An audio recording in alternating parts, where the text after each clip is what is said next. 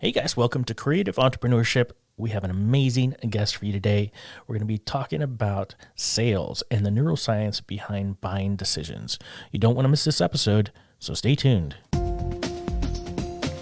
Coming to you from San Antonio, Texas. Welcome to The Creative Entrepreneur, a podcast created to help entrepreneurs build their business. Branding, marketing, analytics, positioning, and lead generation, plus interviews with other business owners to learn from their successes and failures. Now, here is your host, Abel Garza. Hey guys, welcome back to The Creative Entrepreneur. Today we have an amazing guest for you. We're going to be talking about sales and the strategy behind getting great conversion. And also we may delve into the neuroscience of buying decisions. So strategy and navigating sales. Please help me welcome Peri Shawn. How are you doing today? I'm doing great, and thank you for having me. Awesome. I'm really excited to talk about sales. Sales is one of the things that I love to talk about because it's the groundwork that we need to do as business owners to generate revenue. So why don't we start out by giving me a little bit of information as to who you are, what you do, and how you help your customers? Great question. So what I do, I teach the neuroscience of sales and leadership using neuroscience. I've been doing that for 20 years. And I'm also an award-winning business author. And you may have read some of my things in Forbes, Inc., Entrepreneur, etc. And what I do is I teach people how to have better conversations using the neuroscience and how to set up their strategies, their sales strategies, so that they get better results. Because sometimes we set things up, but we're doing them in a way that they're not actually based on the actual science. We have, and I call when you base it on the science, I call that true sales versus what you may have learned, which is based on more on philosophy versus science, which is more what I refer to as traditional sales. So explain to me what the neuroscience behind sales is. Well, in terms of most people think that their role when they go into a conversation is to let the person see the benefit of what they have to offer. The reality is they've already made a decision. The research shows that they've made the decision unconsciously. And part of our job when we're meeting with people is to find out where they are in that decision and then help them with that remainder of the buying decision. So when you're having the conversation, when you're setting up your sales strategies, is to be conscious of that process.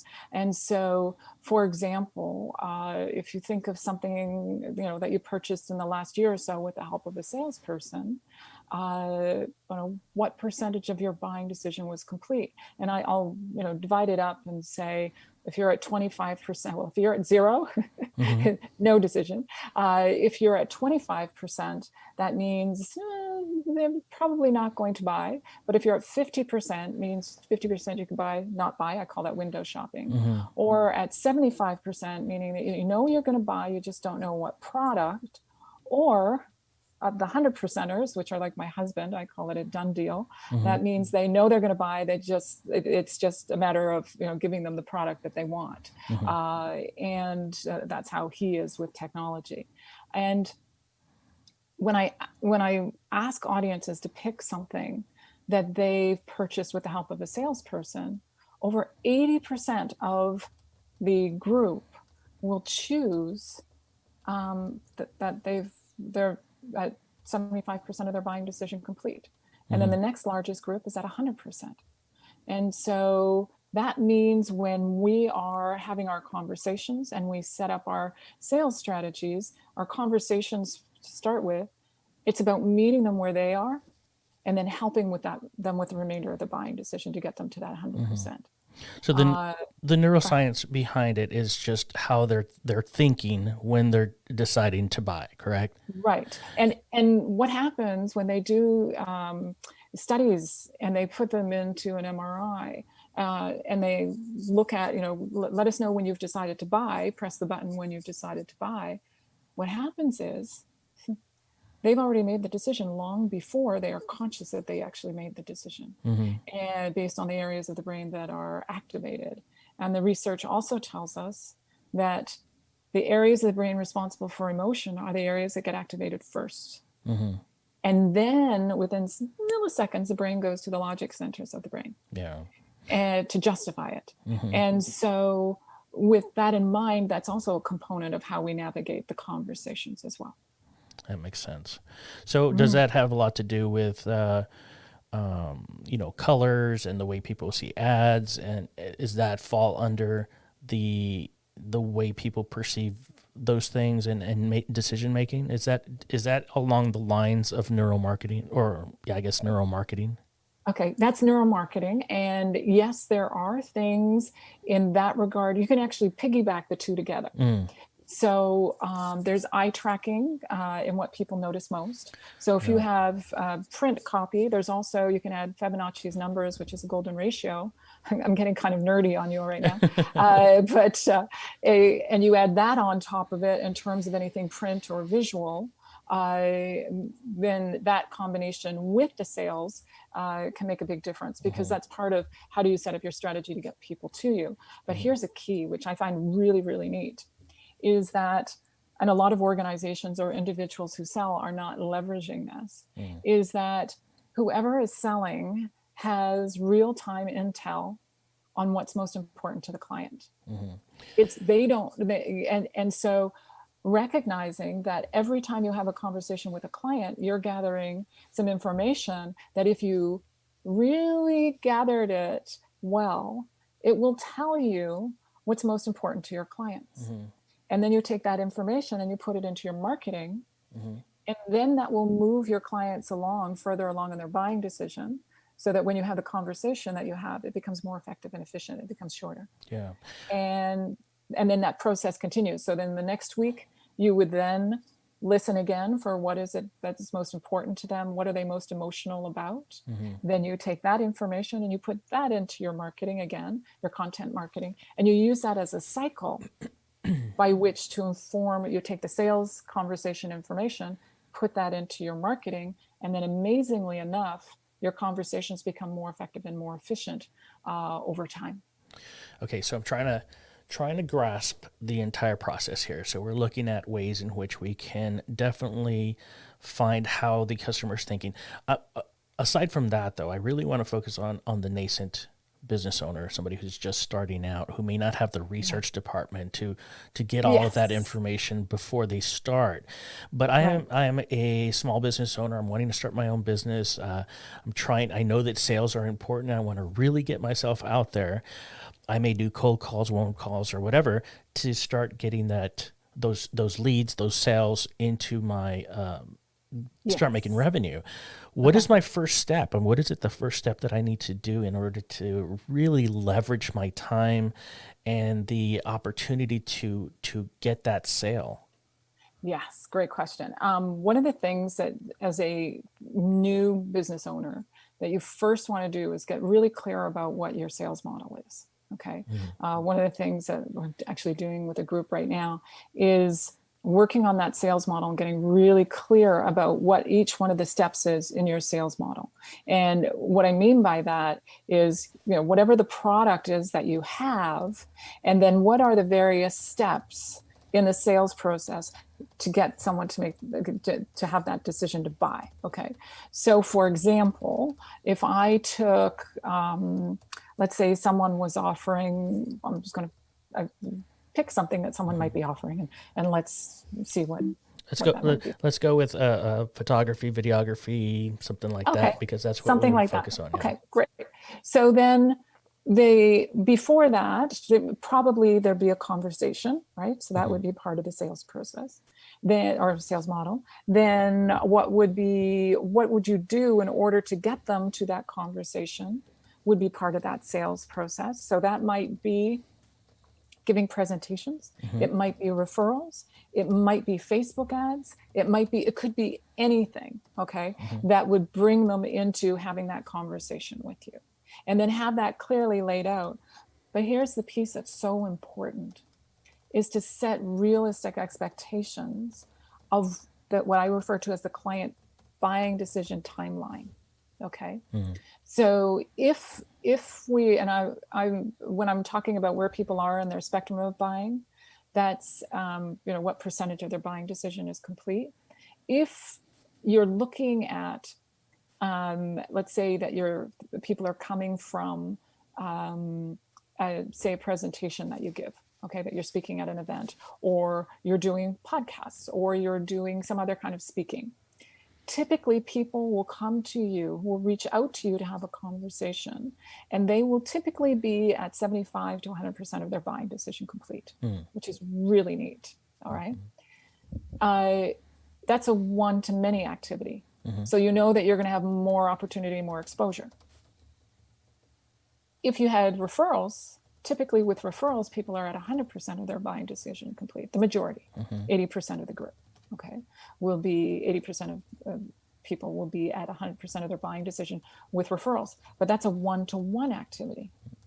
So therefore, you have to recognize that's not going to bring as many, but they're going to come in further along in their buying decision. Like I had somebody this week who got on a call with me who came via referral, and the conversation was the simplest and shortest conversation I've ever had and that's typical of referrals, is because she heard about the results. They got double they doubled their sales.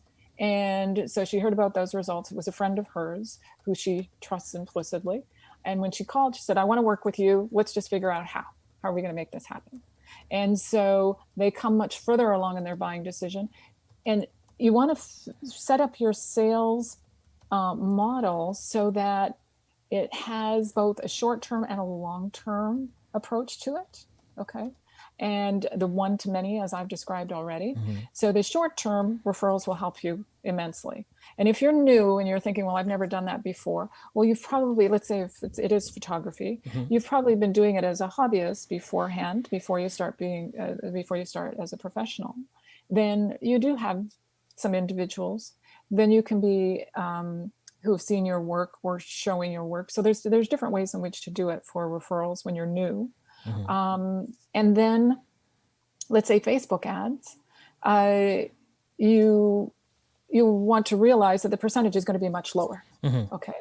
And so that means you need to build a funnel probably before they get to the conversation piece. Yeah. So I would probably have a series of videos or something so that they get to know you and feel like they have a connection with you. And then that way they'd be further along in their buying decision, rather than going from Facebook ads to a conversation or Facebook ads directly to a product that doesn't give you, your conversions will be higher if you have something in between so that people get to know you. Yeah, that makes sense. I mean, because I think, well, we talked about cold calling before, so that would be the bottom of the percentage. So cold calling would be the last thing. And if, can I go on and talk a little bit about that? Because cold calling is people are usually at 0 point in their buying decision.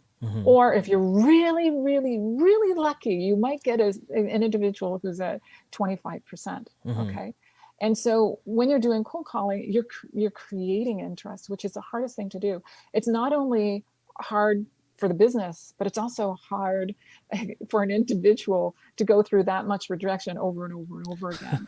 Instead, because that's a calling out. It's better to set up a system where they're reaching out to you, and then they'll be further along. If they come from your website, they can be between 50 to 75, depending on if you've leveraged your, and this is something you want to track as a new business owner. As you start having the conversations, track what's happening so that then you can put that back in your marketing.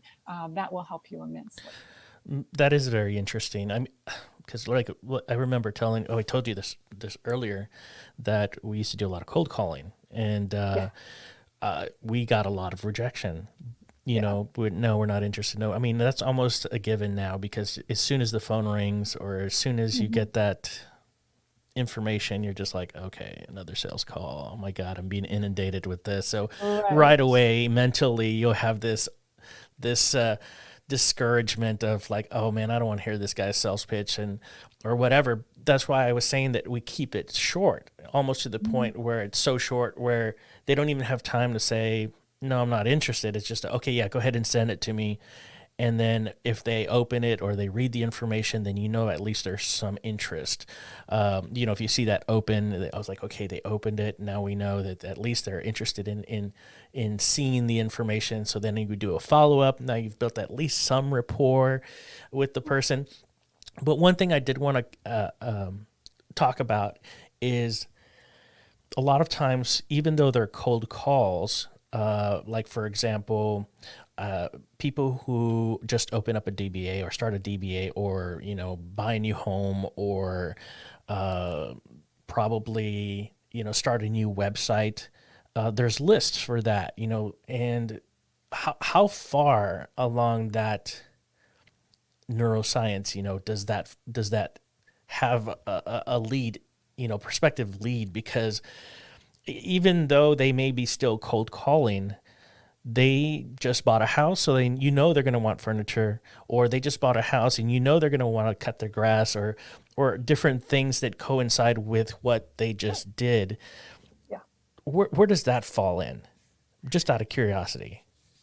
Great question. And if it was me trying to do that, knowing what I know about sales, what I would do is, rather than go a knocking and cold calling, is to set up a sales structure, and maybe it's with Facebook ads or some other kind of ad process where you're capturing them in that process. Because when they're reaching out and taking the action, your conversion rates are going to be much higher than if you're putting, and reality is we don't have a lot of time, and we also want to be careful with our budgets. Yeah. And so you will be spending less money if you're getting someone else to do it, or you'll be spending less time if it's you doing it, if you do it in a way in which they're reaching out to you, and they'll also be further along in that buying decision. And so you can be providing them with information that they can watch on their own time whenever. As you can see, I've got a little bias towards video. Yeah. That truly engages. I think that's why ClickFunnels is so successful. Yeah. ClickFunnels, lead pages, just building a funnel overall, doing a video that, kind of directs the customer. And in Facebook and YouTube ads, you can select the audience, so new homeowners or new engagements or people who are interested in headshots or anything like that. You can always have them directed to that. And as soon as you put that video in, then you've already built a rapport with this customer. You've already built a rapport with this potential lead. And so by the time they get down to the bottom, they've already read all the information. All they do is click, schedule, good, I like the information. And that's happened plenty of times. We take that information, we put it on Facebook, and we direct them to a funnel. May have a video, all of the sample video or sample photos that we have, and they're like, okay, I love the way the photos came out, let me schedule. Yes. And so that's the key factor. And when you do a funnel connected with sales, you'll increase your results. And it depends also if you're selling a low ticket item or a higher priced item. If you're selling a higher priced item, put in a conversation in the process, because that will help you get much better conversion rates. Yeah, I think with the conversion part of it, or I should say the conversation part of it, you get to work out the details. You get to look, they get to ask you questions about some of the things that maybe you didn't answer in the funnel. Definitely something to think about with that. What are some of the challenges you find a lot of the new folks starting a business, particularly in sales? What are some of the challenges you find they face? Yes. Starting new, they're using old techniques instead of, because they've learned the old techniques work. I will say that. Okay. They work and they do get results, but what they create often is buyer's remorse. Okay. And so that doesn't allow you to have repeat clients, or it doesn't allow you to have great referrals. That's a great point. And so instead, to recognize that your sales conversations are about, asking the questions and allowing the client to become more emotionally engaged. Yes. Okay. Then, because too often we think, and this is a mistake I see so many people do when they're hiring people, is they hire a person who's a good talker. And learning how to sell properly is actually a good listener who speaks only 4 sentences maximum at a time. We found in the research that we've done with large sales teams that if you speak more than 4 sentences, you lose the person. Okay.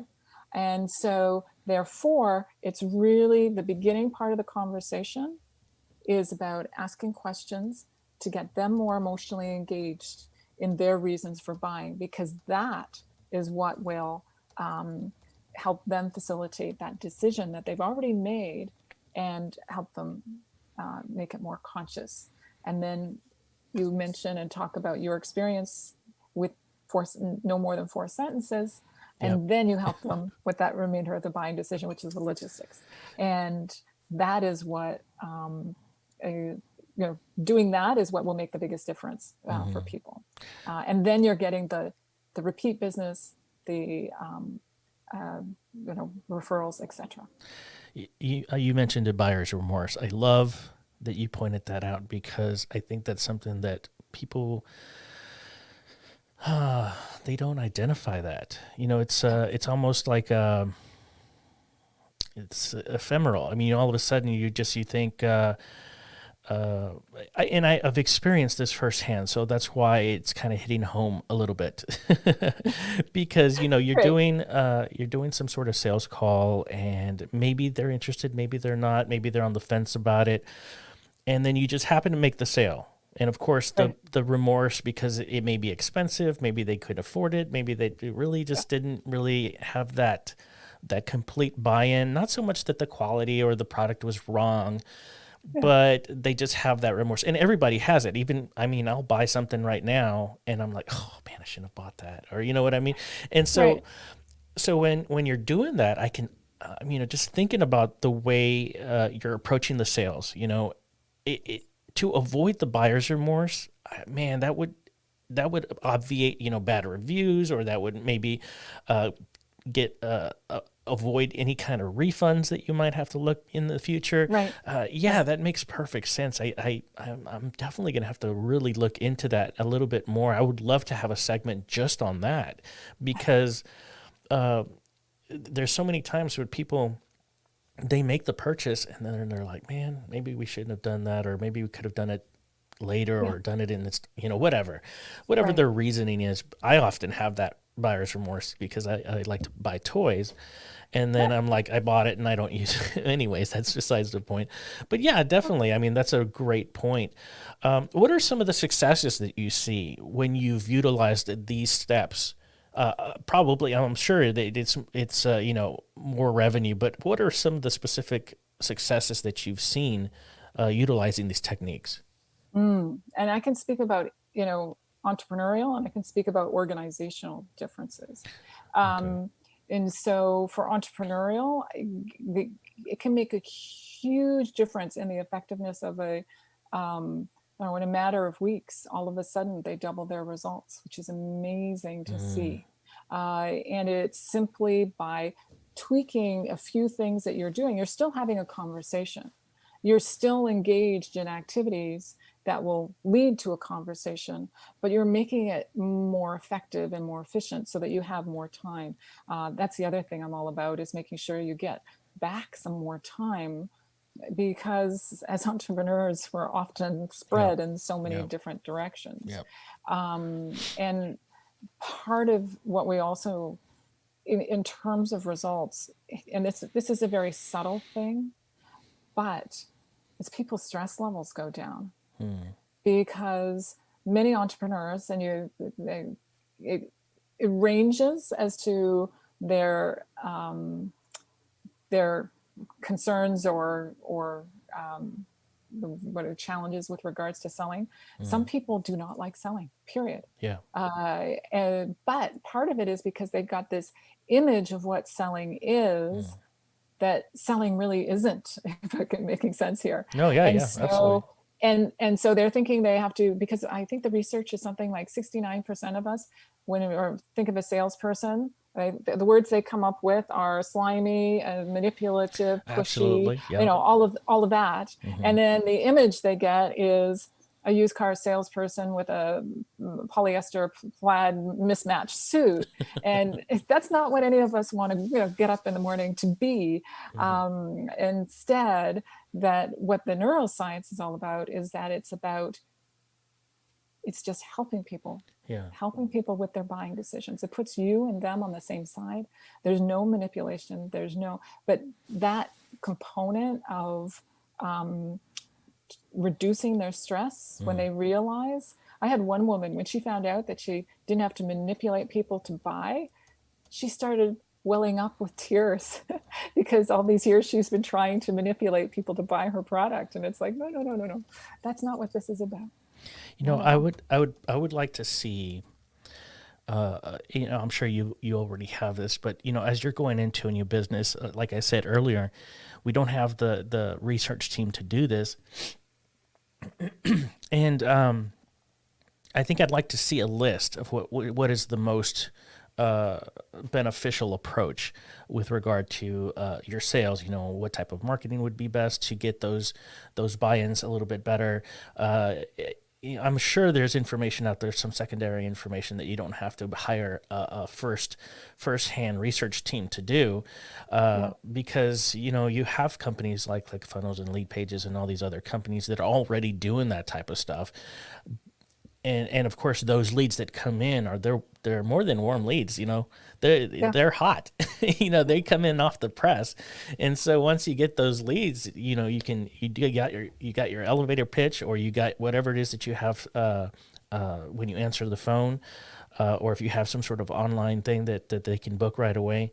Then that's great. I would love to see a list. Maybe you have this list or something that we can provide to our listeners, that they can just start saying, okay, this is the best approach or the best way to close these leads. Now, I don't have that list. I mean, in my head, because I've been doing this for so long.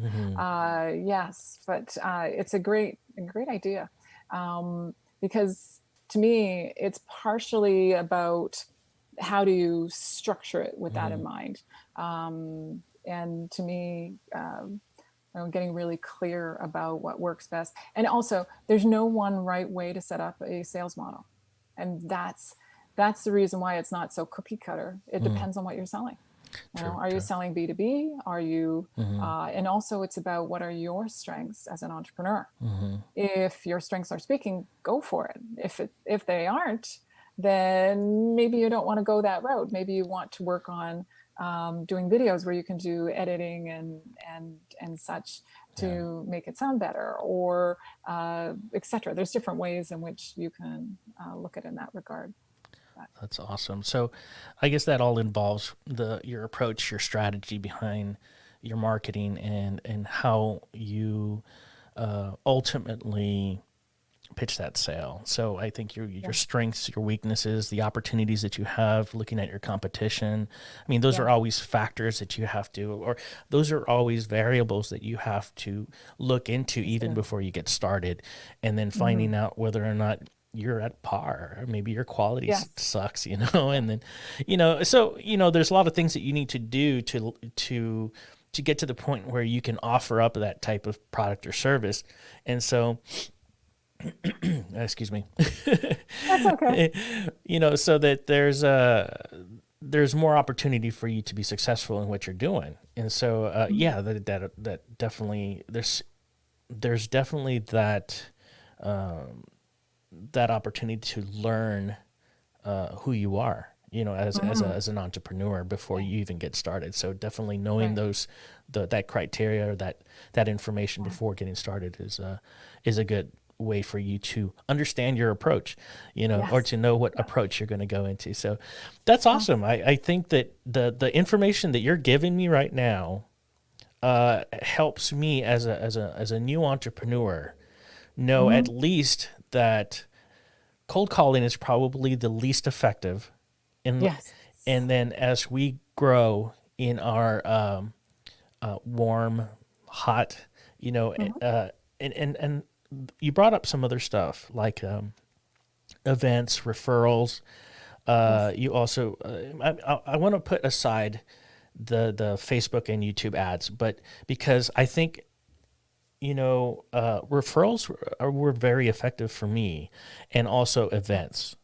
Yes, and let me describe something for you, because I think sometimes we think we have to make things really fancy, and we have to do all this marketing and all the rest. Previously, I was a partner in a printing company that we specialized in business cards, okay, the thermography, and we supplied it for the printing houses. So I know how to do all that stuff. We had, multiple graphic artists. And when I first started business, I purposely, because I wanted to be able to share with others that this was purposely just on relationship.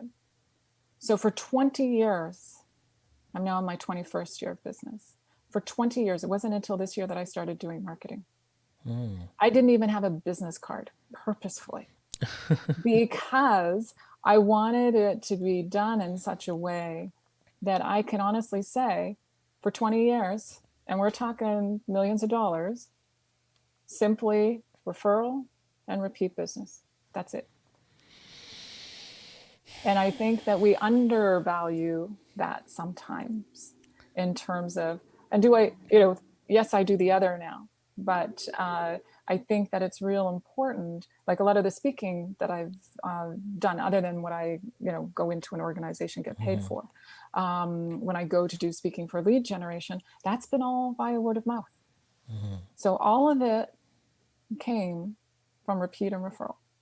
So, in your experience with repeat business, what is the most effective tool? Most effective thing to do for repeat business is, one, over deliver on what you offer, so that what you charge for it, they get, this much benefit from it. Okay. Whatever it is, it doesn't have to be something that actually, it doesn't have to be money. It can simply be, this is what I'm offering, and it has this much value for me. Okay. And then also, when you're having the conversations, I will have a conversation and then I'll say, well, by the way, it sounds like, whatever it is, that there's something else here that it looks like you might need, some help with. We need like to work upsell. on that. Is that what you're saying? Like an upsell, or Just, it's an awareness. I'm going to say, it's not going to, because I don't upsell in that conversation, because the first conversation, I'm looking for the completion of the sale. You want the completion of the sale in the first conversation, but I'm planting the seed for another conversation once we complete this. So I'll plant the seed. I'm saying, there's something else that sounds like you're needing help with. Yeah, we need help with that. How about once we complete this, that we have a conversation about that? That's perfect. I love it. And then that way, when we're complete in that component, whatever it is that we've done, whatever it is that you offer, it can be product or service.